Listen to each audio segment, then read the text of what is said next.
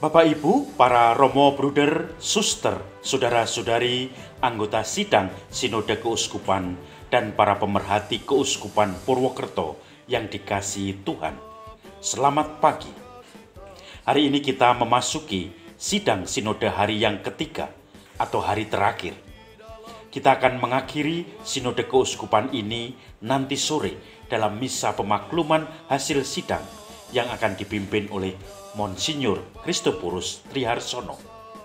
Namun ada baiknya kita merenungkan kilas balik yang telah kita lakukan selama hari kedua kemarin. Saudara-saudari yang terkasih, sidang hari kedua dibuka dengan doa oleh Frater Sabtono. Mohon pendampingan Roh Kudus di dalam sidang sinode kita. Kemudian acara dilanjutkan dengan 3 kali sidang.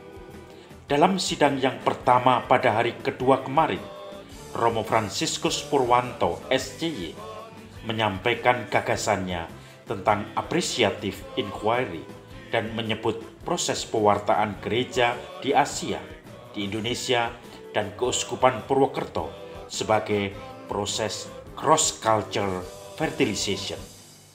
Beliau memaparkan gagasannya untuk membantu peserta sidang memandang visi dan misi serta merumuskan program kerjanya. Dimulai dengan kenyataan bahwa Gereja Keuskupan Purwokerto yang terdiri dari berbagai macam budaya, yaitu Banyumas, Pantura, dan Kedu, dan merupakan komunitas sangat kecil yang hidup di kalangan kaum Islam Abangan dan Priayi. Romo Purwanto menyatakan bahwa dibutuhkan kolaborasi dalam setiap gerak dan karya gereja. Maka kita perlu mengubah paradigma berpikir dengan memegang kesetaraan sebagai anggota umat Allah. Gagasan tentang persaudaraan yang setara, fraternitas, sudah muncul sejak perjanjian lama maupun perjanjian baru.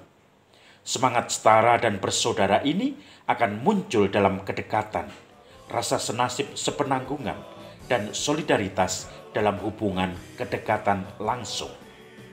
Semangat ini juga akan membawa kita pada semangat Yesus yang mengampuni, memberdayakan, dan mendukung satu sama lain.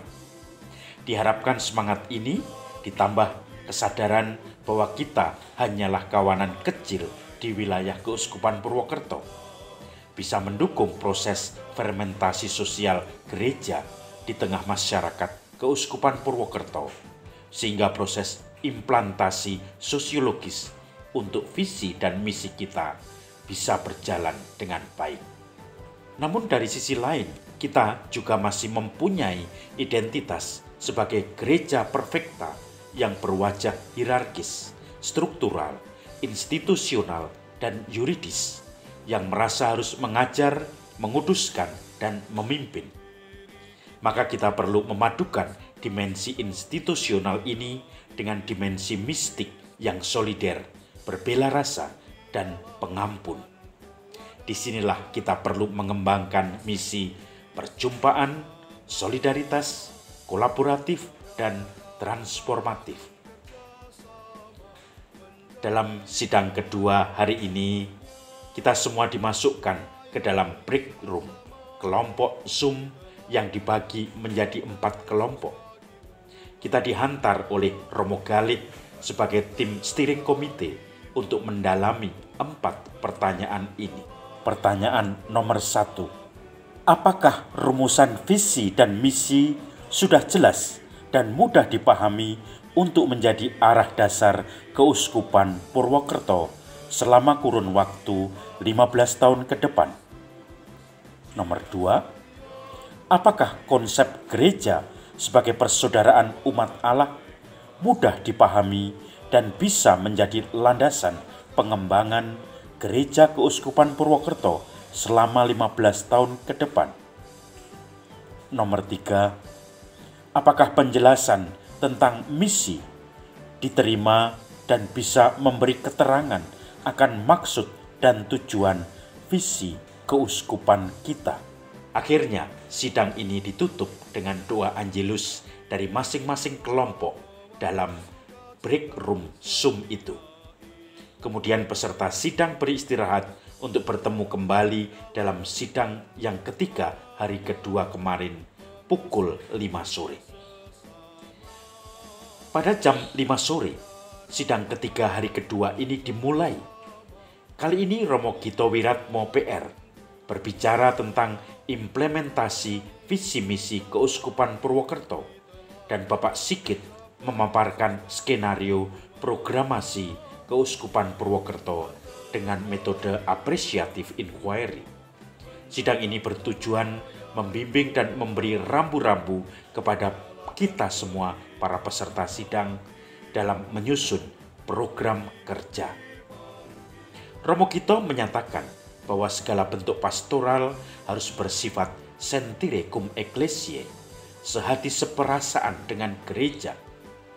Jati diri gereja yang kudus, katolik dan apostolik harus mendasari gerak gereja kita yang diwujudkan dalam liturgia, kerigma, koinonia, diakonia, dan martiria. Segala gerak ini harus ditujukan untuk pertumbuhan umat Allah oleh Roh Kudus dan keselamatan jiwa-jiwa. Dalam gerak bersama yang dikoordinasi oleh Romo Paroki, kalau itu gerak paroki, dibutuhkan kreativitas, namun juga komitmen, partisipasi, dan kerjasama. Sementara Pak Sigit menguraikan tentang metode apresiatif inquiry yang oleh beliau diartikan telisik apresiatif. Metode ini adalah usaha mengubah organisasi dengan fokus pada kekuatan-kekuatan dan potensi, bukan pada penyelesaian masalah yang ada. Di sini dibutuhkan komitmen untuk melakukan yang terbaik untuk mencapai kesuksesan bersama. Maka perubahan pola pikir di sini adalah dari pola pikir problem solving ke pola pikir berbasis potensi yang positif.